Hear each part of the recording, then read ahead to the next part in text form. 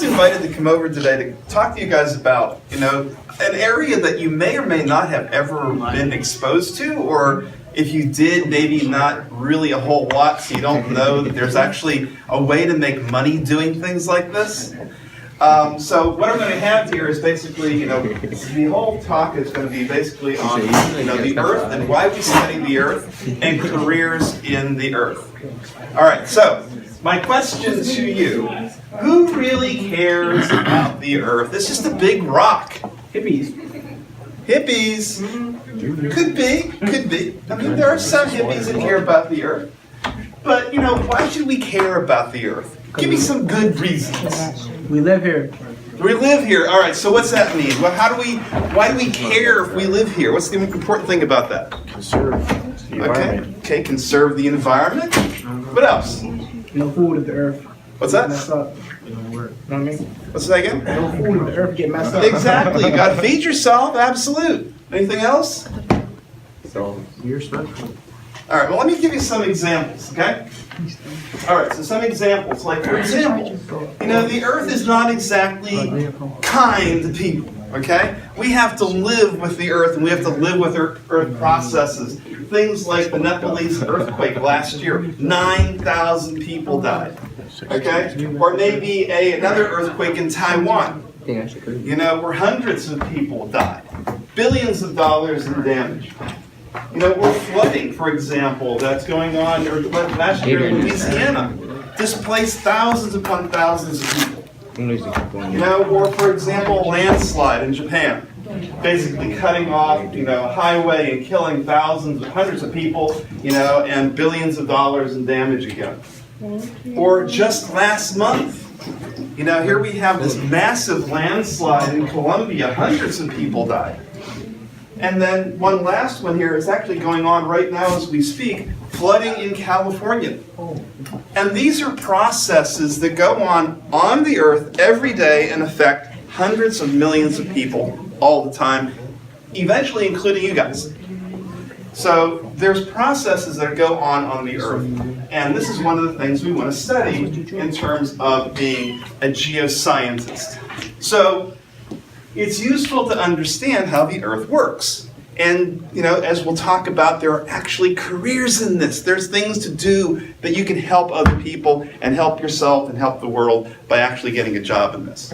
All right, so why do we study the Earth? To understand how the Earth works. People are naturally curious about the Earth. Might have some curiosity how things work, maybe. But importantly, we need to understand that we can find resources, oil, gas, for example, minerals, ores. We've had students graduate from our department, for example, to go off to graduate school and then go into the oil and gas companies and start making $100,000 a year. Not bad. All right, so I want to clear up some misconceptions. All right, know this guy? Yeah. All right. Now, he's always dissing geology. Now, he says geology is not a science. Well, it is a science. In fact, it's a science that is an amalgamation of all the other sciences. It includes physics, biology, chemistry, and, basically all those things that are playing into there and become the science of geology. So geology is a real science. Geologists and geoscientists are not archaeologists. Don't let anybody tell you that. So if you ask me, have you dug up any bones lately? I'm going to say no because I'm not an archaeologist. Okay? We study the ancient past, not the recent past. All right. So, geologists and geoscientists don't just study rocks, as we'll talk about in a little bit. There's lots and lots of other things that we do. And it never fails. When I do geological field work someplace, like in Pennsylvania or Wyoming or someplace, people always come up to me and say, you know what their question is?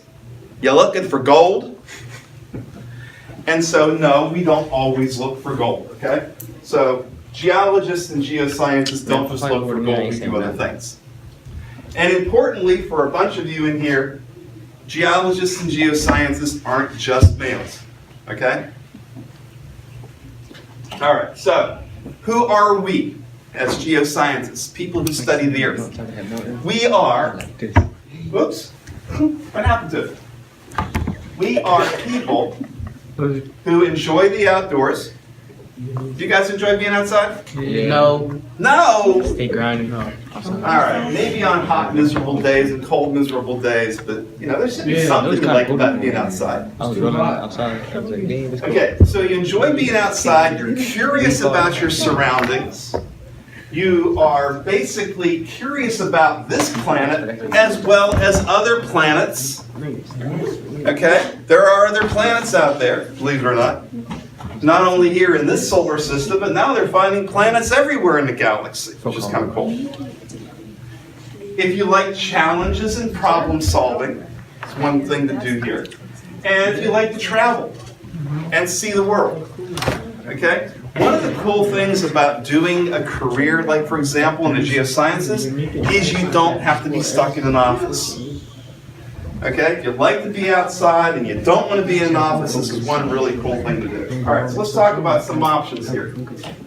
So why do we study the Earth and why do we care? All right, so already talked about this. Earthquakes, volcanoes, landslides, flooding, all kinds of stuff like that. We have to worry about natural disasters and plate tectonics and how the Earth works. We have to look for resources.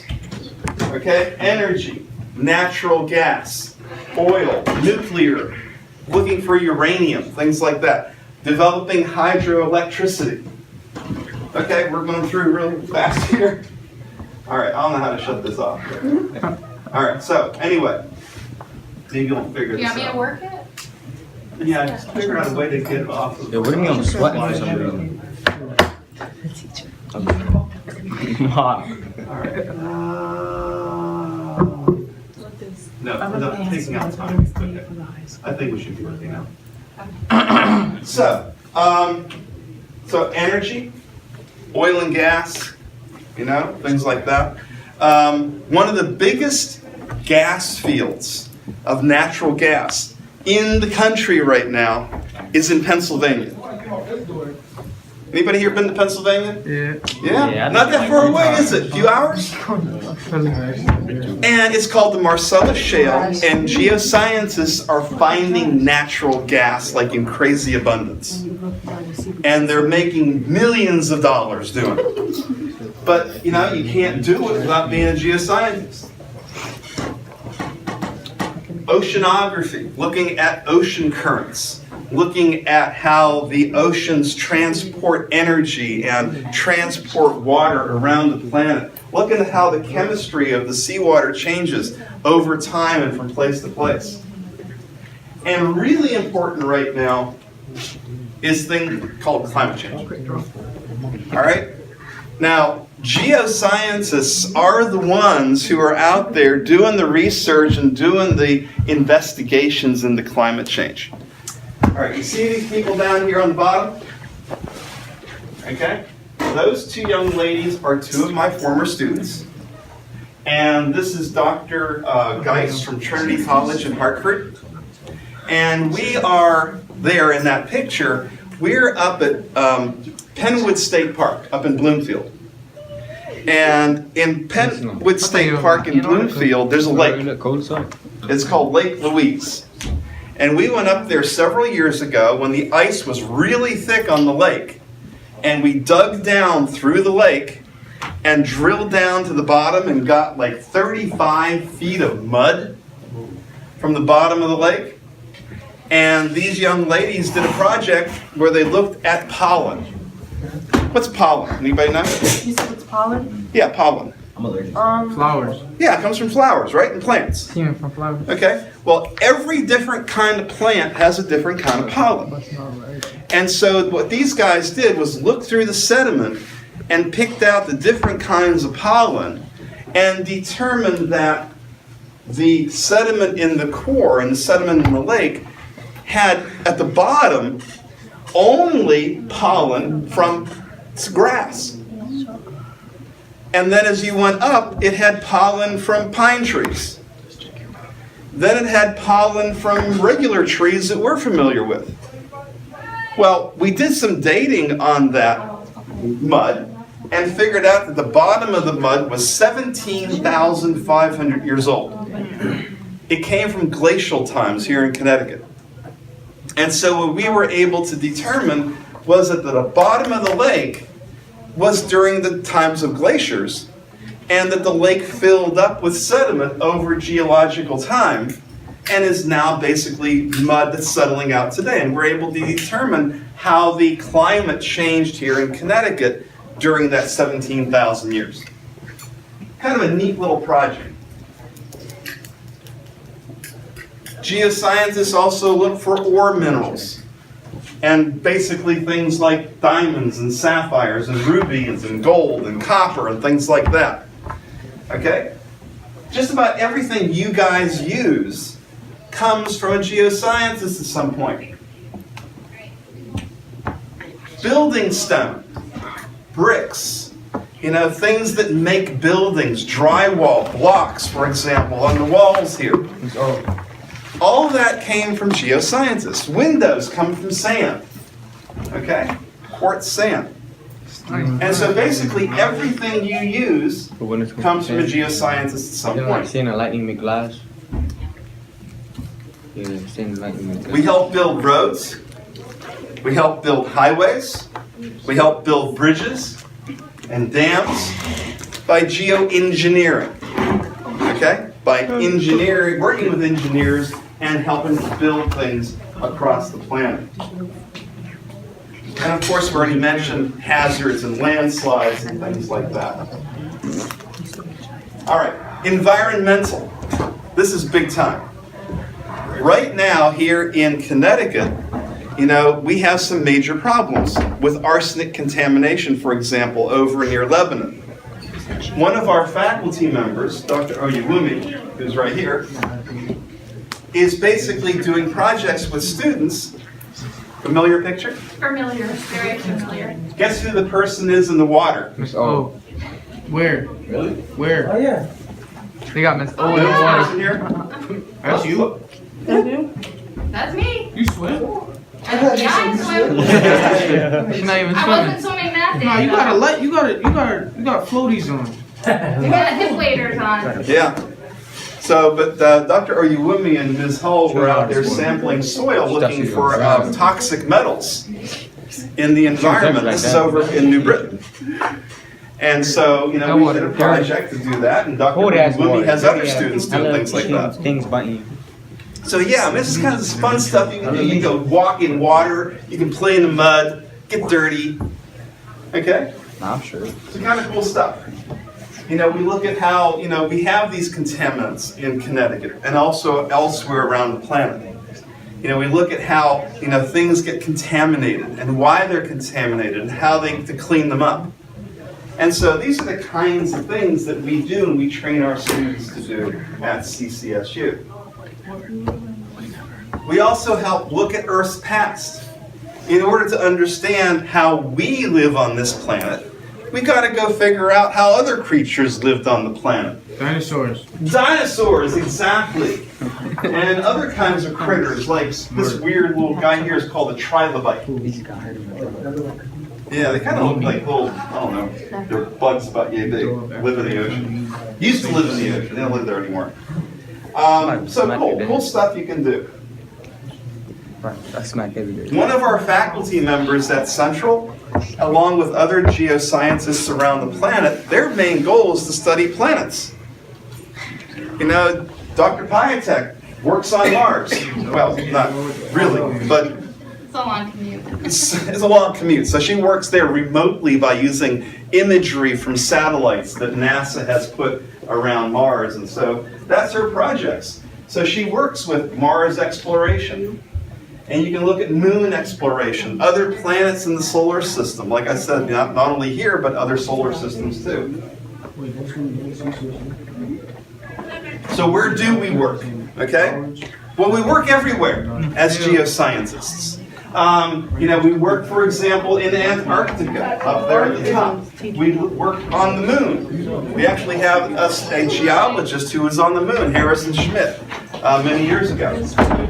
And we work, you know, in places like Hawaii, like these guys here, or just in Connecticut, where we work with hazardous waste sites and evaluate how contamination works in various and sundry places.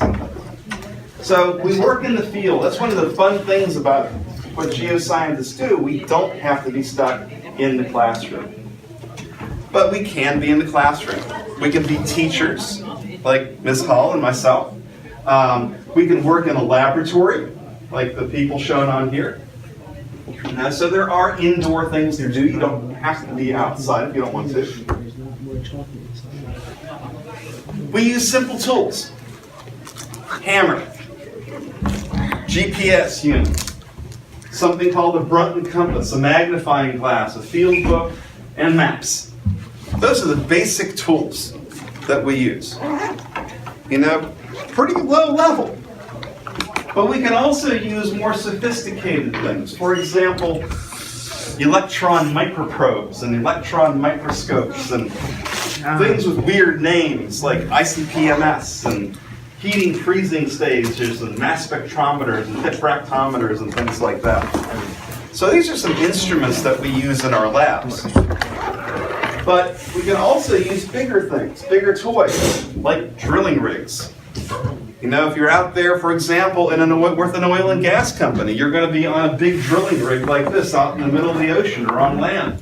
If you're working, for example, with an environmental company, you know, you're going out in the field and working with drilling rigs like this. Deep data. We can gather data from deep underground by sending sound waves deep underground and getting something called seismic response. And that way we can see layers literally miles below our feet to help us explore for oil and gas, for example. And then we can also use satellite imagery. One of the biggest things that we do right now is use satellite imagery like on Google Earth to go through and find resources, to map things. And if anybody has any interest, the military would really like people who are trained in satellite imagery analysis.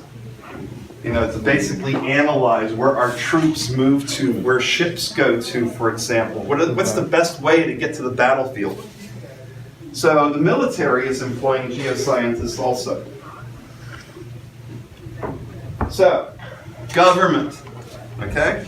State geological surveys, national geological surveys, state highway departments, the military, NASA. Places like that are good places to get jobs.